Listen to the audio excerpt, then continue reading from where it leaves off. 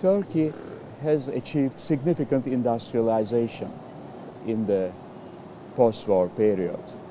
I mean, starting from a very low base, especially in the 1960s and 70s, Turkey has built up the momentum of a major industrialization drive.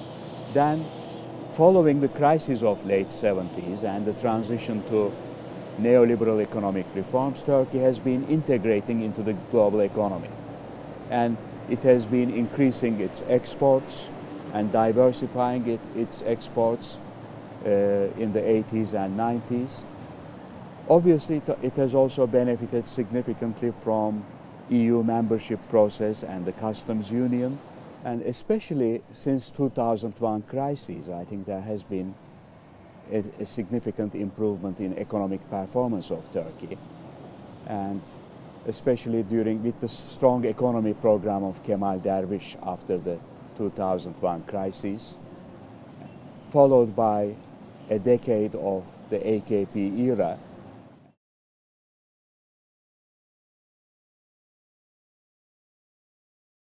One of the interesting features of AKP is its social neoliberalism.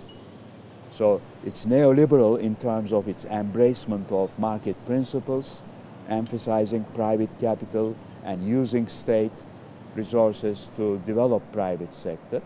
But at the same time, it has used both at the local level, at the national level, as well as private foundations to build a social dimension. And redistributive politics has been a very important element of AKP's success. So we have developed a mixed economy with a significant role for the state and a growing private sector. In the early stages, it was the Istanbul-based businesses, the big businesses, TÜSİAD members, which were at the heart of Turkey's industrialization drive. Since 1990s, and especially in the AKP era, we see the rise of Anatolian capital, small, medium-sized enterprises which are becoming increasingly important exporters. And I think Turkey's economic interaction with the Middle East and the Arab world reflects this new dynamism of Anatolian capital in recent years.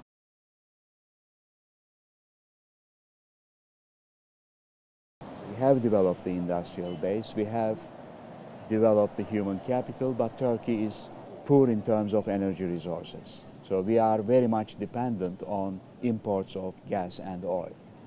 And in that context, Turkey's ambitions are to establish itself as an energy hub country. We want to establish ourselves as a transit country. We believe that this will also enhance our role for Europe in our quest for EU membership. And in that context, some of the initiatives of Turkey regarding Iran, regarding Iraq, and especially the Kurdistan region of the northern region of Iraq are very important developments in Turkey's attempts to build and diversify its energy resources and to reduce its energy dependence and to establish itself as an energy hub country.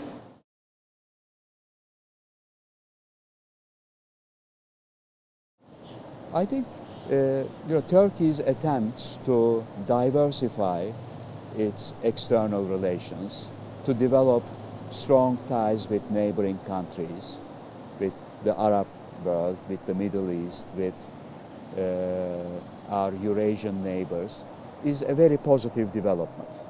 Traditionally, EU has been our major trading partner, and in the mid-2000s, at the height of our candidacy for EU membership, almost 60% of our trade was with the European Union.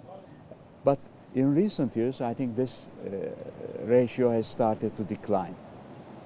And this trend actually started before the global financial crisis and the Eurozone crisis. But obviously, the stagnation of the European Union following the Eurozone crisis after 2008 has accelerated the process of diversification. And what we observe is a growing share of Middle East and North Africa in Turkish trade. And Turkey is still very much a part of NATO.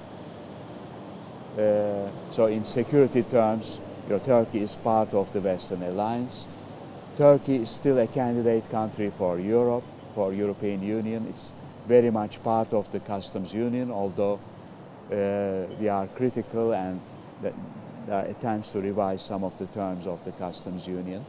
But the image of Turkey in the West is that in terms of its identity and commitment to Western orientation, especially during the later phase of the AKP era, we see Turkey moving more in a more Eurasian direction.